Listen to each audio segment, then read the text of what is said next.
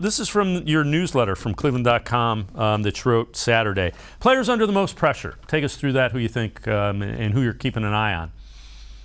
Well, I'll go from 3 to 1, and number 1 is kind of a three-way tie. I'll understand why when I get there. I'll explain why when we get there. Number 3, I went Nick Harris just because, he's replacing a veteran, J.C. Tretter.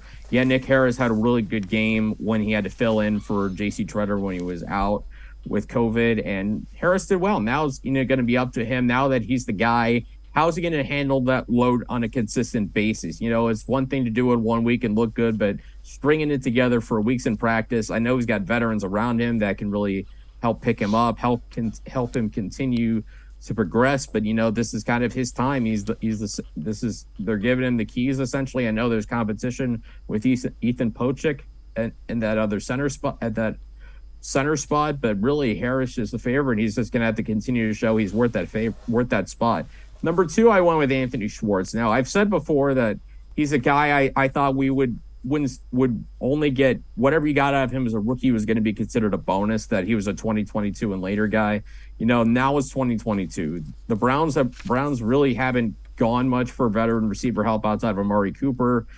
Anthony Schwartz has that deep threat gear that this team desperately needs. We really didn't get to see too much of it, but with Deshaun Watson and how aggressive he is, I think that he's got a chance to have a bigger role. It's just going to be up to Schwartz to show that, he's developed more nuance, that, he's become more of a football player as opposed to a sprinter. He seems like he's put in a lot of good work, that he's got a pretty good work ethic, so it's reasonable to expect that he's going to make those steps and become a more productive part of the offense. And number 1, again, I went with a three-way tie here because really it's these 3 guys and then kind of everybody else. It's Jordan Elliott, Tommy Togiai, and Perion Winfrey. And the reason being is the Browns obviously did not put a lot of resources into defensive tackle in free agency. They signed Taven Bryan.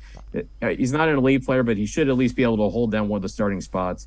The way that position is going to go is going to be incumbent on one of those 3 taking the starting job, not just being given the starting job. I'm talking they show up to camp and they absolutely just say, this job is mine, I'm going to take it. And then they show up with their play day in, day out. They stay healthy.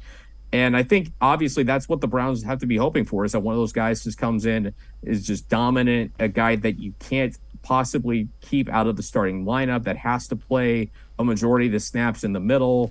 Maybe, of course, obviously, maybe a guy you take out for pass rush purposes to kick a guy like Myles Garrett or Jadeveon Clowney inside. But I feel like the worst case would be for the Browns if they had to just pick a guy to start. Because if you're picking a guy to start, it probably means none of those 3 guys stood out in practice. None of those 3 guys really took the job, which would obviously, again, be the worst case scenario.